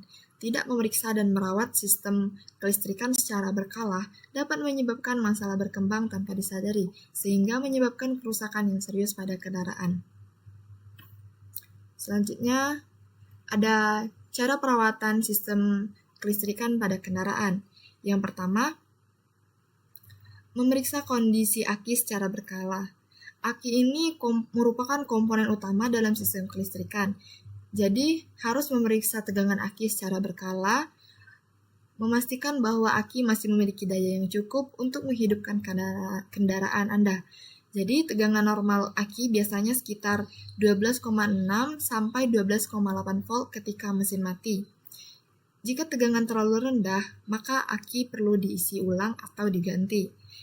Yang kedua, memastikan alternator bekerja dengan baik. Alternator ini komponen yang bertugas mengisi ulang aki saat mesin menyala. Jika alternator tidak berfungsi dengan baik, maka aki akan cepat habis karena tidak mendapatkan pengisian yang cukup. Cara perawatannya dengan memeriksa output alternator dengan alat seperti multimeter dapat membantu memastikan apakah alternator menghasilkan tegangan yang sesuai. Dan biasanya alternator ini menghasilkan tegangan antara 13,8 sampai 14,5 volt saat mesin hidup. Yang ketiga, mengganti sekring yang putus.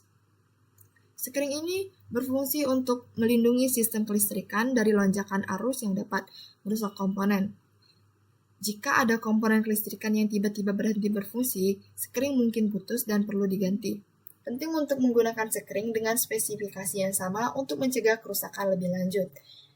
Yang terakhir, memeriksa dan membersihkan terminal aki dari korosi. Terminal aki sering mengalami korosi akibat reaksi kimia antara logam terminal dan asam aki. Korosi ini dapat menghambat aliran listrik dari aki ke sistem kendaraan. Dengan membersihkan terminal aki secara rutin dengan sikat kawat atau pembersih khusus, aki dapat mencegah masalah ini terjadi. Selanjutnya, saya akan menjelaskan tentang sistem pendinginan. Berikut merupakan contoh gambar mesin sistem pendinginan. Jadi terdapat komponen-komponen yang bisa dilihat.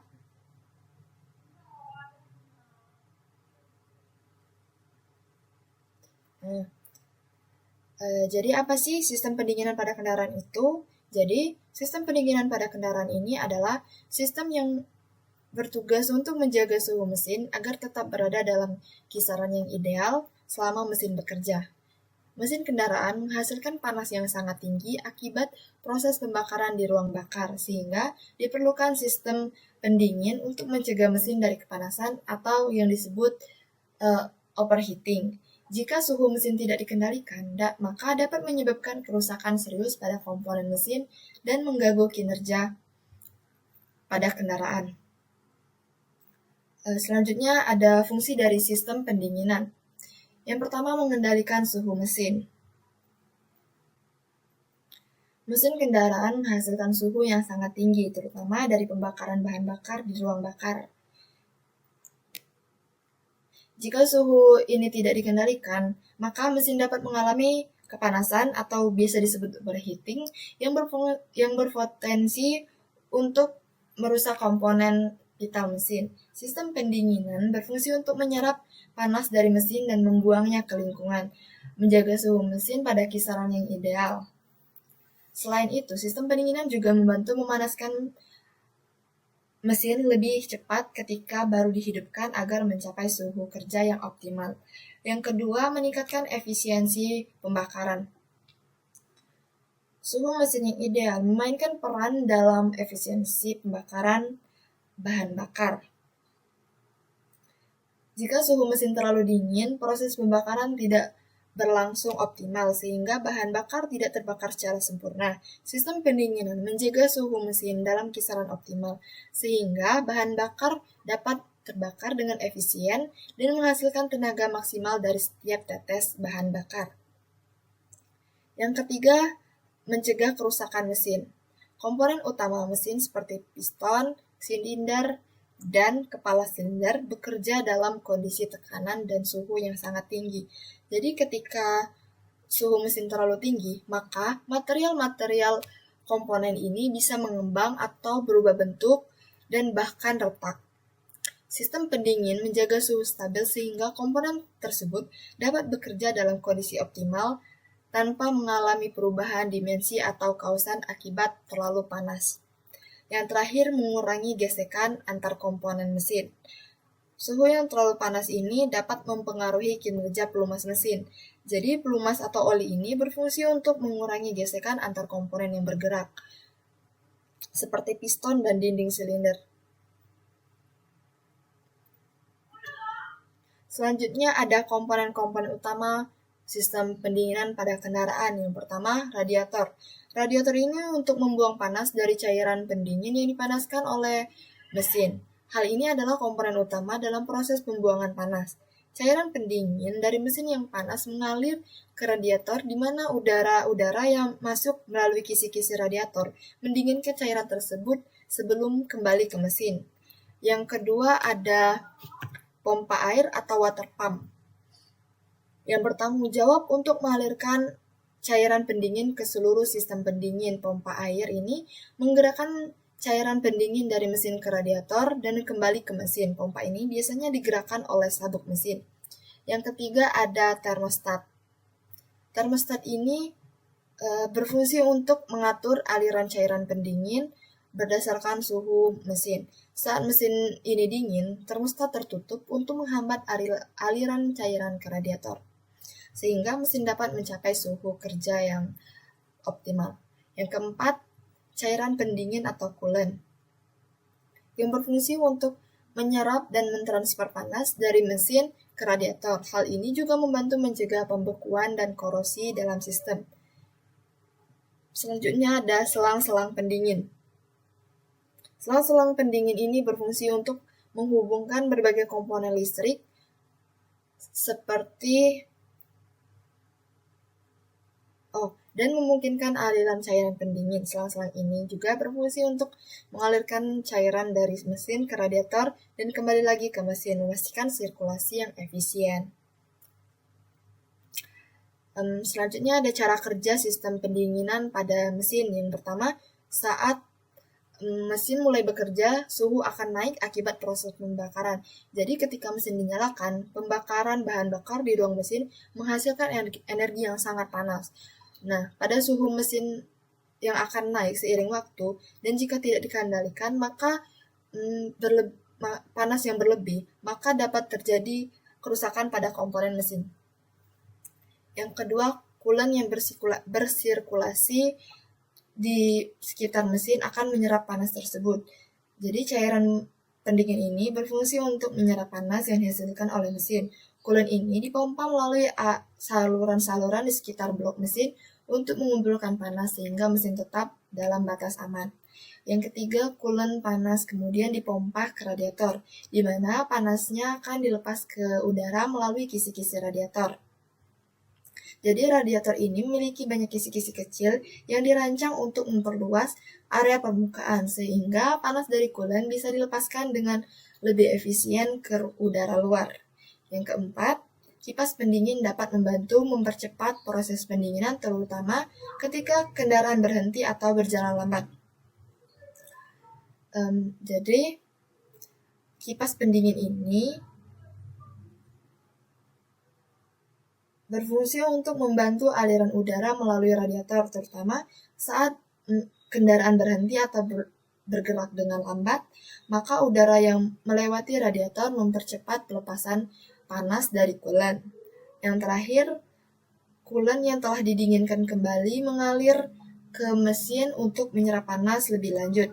Jadi setelah panas dilepaskan ke radiator, maka coolant ini yang sudah dingin kembali ke mesin untuk melanjutkan proses penyerapan panas. Siklus ini terus bekerja berulang selama mesin bekerja, memastikan suhu mesin tetap stabil dan tidak terlalu panas atau overheating. Selanjutnya, ada penyebab umum masalah pendinginan pada kendaraan. Yang pertama, pompa air dapat mengalami kerusakan akibat kausan atau kerusakan internal. Pompa air ini berfungsi untuk mengalirkan cairan pendingin melalui sistem pendinginan. Seiring waktu berjalan, maka pompa air dapat mengalami kausan pada komponen seperti bearing atau seal yang dapat mengakibatkan kebocoran atau kerusakan sirkulasi coolant. Jadi jika pompa air tidak berfungsi dengan baik, maka coolant tidak akan mengalir secara optimal dan dapat menyebabkan mesin mengalami overheat. Yang kedua, termostat yang kotor atau rusak bisa macet di posisi tertutup atau terbuka. Jika termostat rusak atau tersumbat oleh kotoran, maka dapat macet di posisi tertutup atau terbuka. Jika macet dalam posisi tertutup, coolant tidak akan mencapai radiator sehingga mesin menjadi terlalu panas. Sebaliknya, jika macet dalam kondisi terbuka, maka coolant terus-menerus mengalir ke radiator, membuat mesin sulit mencapai suhu kerja optimal. Selanjutnya, kotoran, karat, atau endapan dapat menyumbat saluran radiator. Radiator yang kotor atau penuh dengan endapan karat bisa mengalami penyumbatan. Hal ini menghambat aliran coolant yang menyebabkan proses pendinginan tidak berjalan dengan efektif. Penyebab yang keempat yaitu penggunaan cairan pendingin yang tidak sesuai atau tidak memenuhi spesifikasi. Jadi, kita harus menggunakan coolant yang tidak sesuai dengan efisiensi yang rekomendasikan oleh pabrikan. Kendaraan dapat menyebabkan masalah pada sistem pendinginan. Coolant yang tidak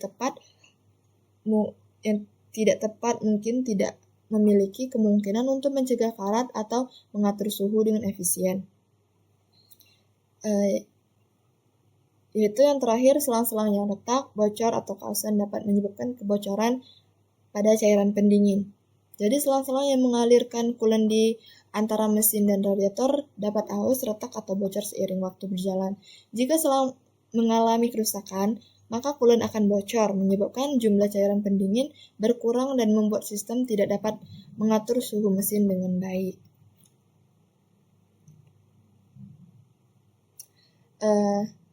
Selanjutnya ada perawatan sistem pendinginan. Yang pertama itu kita dapat memeriksa level cairan pendingin. Selanjutnya memeriksa selang dan koneksi. Yang ketiga memeriksa pompa air. Selanjutnya bisa juga dengan memeriksa radiator, memeriksa termostat, memeriksa kipas radiator, dan yang terakhir yaitu melakukan pemeriksaan secara rutin di bengkel. Jadi sekian video dari saya. Mohon maaf jika ada salah kata. Saya akhiri. Wassalamualaikum warahmatullahi wabarakatuh.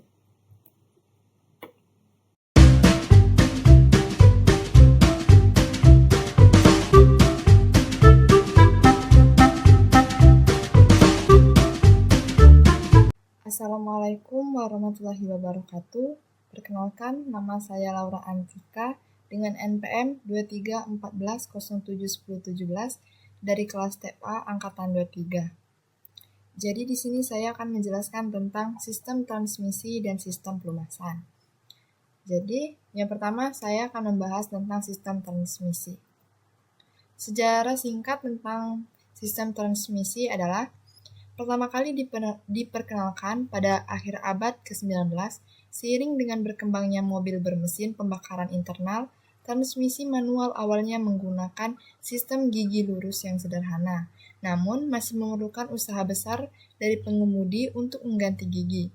Pada tahun 1928, Cadillac memperkenalkan transmisi sinkronisasi yang membuat perpindahan gigi lebih halus dan mengurangi kebutuhan penggunaan pedal kopling. Transmisi otomatis pertama kali dikembangkan pada tahun 1940-an oleh General Motors dengan model Hydramatic, yang menjadikan cikal bakal transmisi otomatis modern. Seiring berjalannya waktu, teknologi transmisi terus berkembang dengan munculnya transmisi CVT atau Continuously Variable Transmission dan transmisi Dual Clutch yang menggabungkan efisiensi dan performa tinggi. Jadi, sistem transmisi itu pada kendaraan berfungsi untuk mengatur perpindahan tenaga dari mesin ke roda. Fungsinya adalah untuk memungkinkan kendaraan bergerak dengan efisiensi pada berbagai kecepatan dan beban. Terdapat dua jenis utama, yaitu transmisi manual dan transmisi otomatis. Setiap jenis memiliki karakteristik dan keunggulan yang berbeda-beda sesuai kebutuhan pengemudi. Selanjutnya ada prinsip kerja sistem transmisi.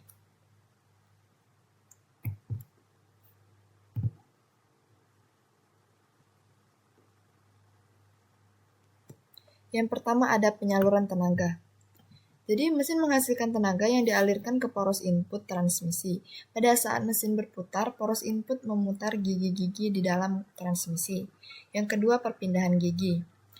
Pada transmisi manual ini, pengemudi menggunakan pedal kopling untuk memutuskan tenaga dari mesin dan mengoperasikan tuas persneling untuk menggantikan gigi. Pada transmisi otomatis, sensor dan komputer kendaraan secara otomatis memilih gigi yang sesuai dengan kecepatan dan beban pada kendaraan. Yang ketiga, pengaturan torsi dan kecepatan. Transmisi mengatur rasio gigi dan berbeda untuk mengubah torsi dan kecepatan. Rasio gigi ini yang lebih rendah memberikan lebih banyak torsi untuk akselerasi, sementara rasio gigi yang lebih tinggi akan mengurangi torsi untuk kecepatan tinggi. Selanjutnya, pengiriman tenaga ke roda. Setelah rasio gigi dipilih, transmisi mengirimkan tenaga yang sudah disesuaikan ke poros output. Poros output itu kemudian mengalirkan tenaga ke roda penggerak melalui poros penggerak dan sistem diferensial. Yang terakhir, penyesuaian berkelanjutan. Sistem transmisi terus-menerus menyesuaikan rasio gigi sesuai dengan kecepatan dan beban kendaraan, dan memastikan pengendaraan yang mulus dan efisien.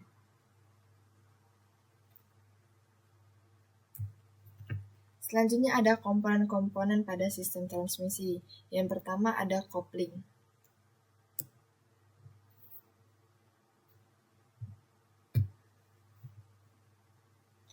Jadi kopling ini pada transmisi manual berfungsi untuk memutus dan menyambungkan aliran tenaga dari mesin ke transmisi saat perpindahan gigi. Yang kedua, ada gigi atau gear set yang berfungsi untuk mengubah rasio torsi dan kecepatan, memungkinkan kendaraan bergerak dengan efisien pada berbagai kondisi. Selanjutnya ada poros input dan output. Poros input menerima tenaga dari mesin dan poros output untuk menyalurkan ke sistem penggerak roda. Yang keempat ada sinkromes atau sinkronisasi. Komponen ini membantu menyamakan putaran gigi sebelum perpindahan gigi, memastikan perpindahan yang halus pada transmisi manual. Yang kelima ada diferensial atau diferensial yang berfungsi untuk mendistribusikan tenaga ke roda dengan torsi yang sesuai, memungkinkan roda berputar pada kecepatan yang berbeda, terutama saat berbelok. Yang keenam ada torque converter atau konverter torsi. Pada transmisi otomatis ini, komponen ini menggantikan kopling dan memungkinkan perpindahan tenaga dari mesin ke transmisi tanpa perlu memutuskan aliran tenaga secara langsung. Yang terakhir ada shift lever atau tuas persneling. Digunakan oleh pengemudi untuk memilih gigi pada transmisi manual atau mode berkendara pada transmisi otomatis. Oke, selanjutnya saya akan menjelaskan tentang jenis-jenis sistem transmisi. Yang pertama ada sistem transmisi manual. Transmisi manual ini, pengemudi secara manual mengoperasikan kopling dan tuas persneling untuk memindahkan gigi. Sistem ini juga memungkinkan kontrol penuh atas rasio gigi dan torsi kendaraan. Yang kedua, transmisi otomatis atau automatic transmission. Perpindahan gigi ini dilakukan secara otomatis oleh sistem menggunakan sensor dan perangkat elektronik. Pengemudi hanya perlu mengoperasikan pedal gas dan rem tanpa perlu mengatur gigi secara manual. Yang ketiga ada transmisi otomatis atau biasa juga disebut dengan automatic manual transmission, yaitu di mana kombinasi antara transmisi manual dan otomatis, di mana juga terdapat perpindahan gigi masih menggunakan mekanisme manual namun tanpa pedal kopling. Proses ini, kopling diatur secara elektronik. Selanjutnya ada transmisi CVT atau Continuously Variable Transmission.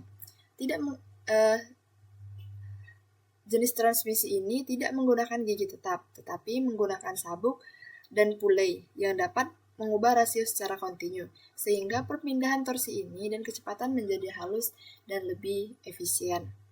Yang terakhir ada transmisi dual cloth, di mana Sistem transmisi ini menggunakan dua kopling terpisah untuk gigi ganjil dan genap, yang memungkinkan perpindahan gigi lebih cepat dan responsif dibandingkan transmisi otomatis tradisional. Ini bisa dilihat terdapat contoh-contoh pada sistem transmisi, di mana yang pertama ini ada contoh sistem transmisi manual. Yang kedua, contoh sistem transmisi otomatis. Dan yang terakhir, contoh sistem transmisi CVT.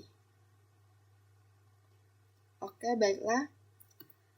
Selanjutnya saya akan menjelaskan tentang sistem pelumasan. Pertama, sejarah singkat mengenai sistem pelumasan yaitu pada kendaraan pertama kali berkembang seiring dengan kemunculan mesin pembakaran internal pada akhir abad ke-19, di mana minyak pelumas digunakan untuk mengurangi gesekan antar komponen mesin. Pada awalnya, pelumas yang digunakan adalah minyak alami seperti minyak hewani dan nabati.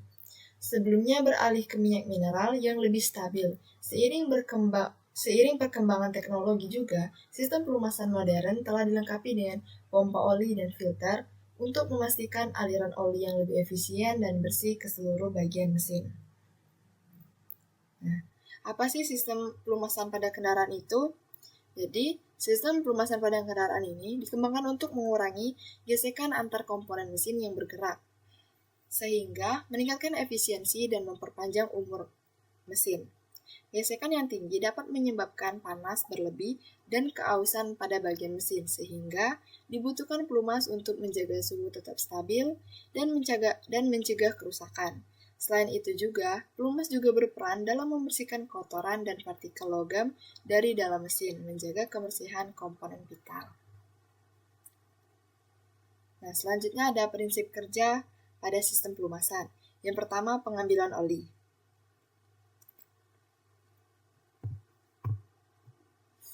Pengambilan oli atau pelumas ini diambil dari bak oli atau yang biasa juga disebut dengan oil pan oleh pompa oli yang memompa oli melalui saluran-saluran ke bagian mesin yang membutuhkan pelumasan. Yang kedua ada distribusi oli. Oli ini didistribusikan ke berbagai komponen mesin seperti bantalan, piston, dan poros engkol untuk membentuk lapisan tipis yang mengurangi gesekan antar permukaan logam yang bergerak. Yang ketiga ada penyaringan oli. Sebelum dialirkan ke bagian-bagian mesin, oli-oli ini melewati filter oli untuk menyaring partikel kotoran dan serpihan logam yang dapat merusak komponen mesin. Yang keempat, sirkulasi dan pendinginan. Setelah digunakan, oli kembali mengalirkan ke bak oli untuk didinginkan dan digunakan kembali dalam siklus pelumasan berikutnya. Proses ini terus berulang selama mesin tetap beroperasi atau berjalan. Yang terakhir ada pengontrolan suhu dan kebersihan. Oli juga berperan dalam menyerap panas dari komponen mesin dan membawanya kembali ke bak oli, di mana oli ini mendingin dan siap untuk sirkulasi kembali atau beroperasi kembali dengan menjaga suhu agar tetap stabil. Selanjutnya ada komponen-komponen pada sistem pelumasan. Yang pertama ada bak oli atau tadi biasanya disebut dengan oil pan, yaitu bak oli ini merupakan wadah di bagian bawah mesin yang menampung oli sebelum dipompa kembali ke sistem pelumasan. Yang kedua ada pompa oli atau biasa juga disebut dengan oil pump. Pompa oli ini berfungsi untuk memompa oli dari bak oli ke berbagai komponen mesin yang membutuhkan pelumasan. Yang ketiga ada filter oli. Untuk menyaring kotoran dan partikel logam dari oli sebelum dialirkan ke bagian mesin dan menjaga kebersihan oli serta komponennya. Selanjutnya ada katup pengatur tekanan atau dalam bahasa Inggrisnya pressure relief valve, yaitu untuk mengatur tekanan oli agar tetap stabil dan mencegah kerusakan pada sistem pelumasan akibat tekanan yang terlalu tinggi. Yang kelima yaitu saluran oli, di mana jalur-jalur di dalam mesin yang mengalirkan oli dari pompa ke komponen yang membutuhkan pelumasan seperti poros engkol, piston, dan bantalan. Selanjutnya ada pendingin oli, di mana komponen tambahan pada beberapa kendaraan berfungsi untuk membantu mendinginkan oli agar tidak terlalu panas saat bekerja pada suhu yang sangat tinggi. Yang terakhir ada tuas pengukur. Alat ini untuk memeriksa jumlah dan kondisi oli di dalam bak oli. Oke, selanjutnya ada jenis-jenis sistem pelumasan. Yang pertama ada sistem pelumasan basah atau wet sump lubrication, di mana oli disimpan di dalam bak oli di bagian bawah mesin. Pompa ini mengambil oli dari bak dan mengalirkannya ke bagian-bagian mesin yang membutuhkan pelumasan. Hal ini adalah sistem pelumasan yang paling umum digunakan pada kendaraan-kendaraan umum. Yang kedua ada sistem pelumasan kering atau dry sump lubrication. Oli disimpan di tangki terpisah, bukan di bak oli di bagian mesin. Pompa ini mengambil oli dari tangki, mengalirkannya ke mesin, dan kemudian memompa kembali oli ke tangki setelah digunakan. Sistem ini biasanya digunakan pada mobil balap dan kendaraan performa tinggi untuk mengurangi resiko oli meluap saat berakselerasi atau berbelok tajam. Selanjutnya ada sistem pelumasan paksa. Oli dipompa secara paksa ke seluruh bagian-bagian mesin yang bergerak menggunakan pompa bertekanan. Sistem ini memastikan oli mencapai setiap komponen mesin secara merata, bahkan pada kecepatan tinggi atau di bawah beban berat. Selanjutnya ada sistem pelumasan cipratan. Oli diambil oleh komponen yang bergerak, seperti poros engkol, yang mencipratkan oli ke seluruh komponen di dalam mesin. Sistem ini umumnya digunakan pada mesin-mesin kecil karena sederhana dan tidak memerlukan pompa oli yang kompleks. Yang terakhir, sistem pelumasan campuran, di mana sistem ini menggabungkan pelumasan cipratan dengan pelumasan paksa, dan oli ini didistribusikan secara paksa ke komponen utama seperti bantalan, sementara komponen lain dilumasi melalui cipratan oli dari gerakan mesin.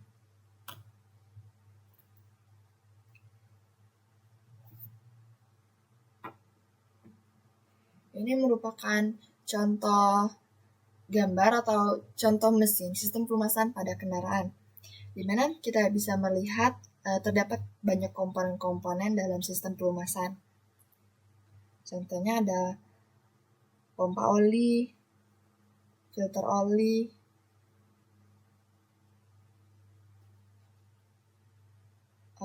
oil pan, dan lain-lainnya.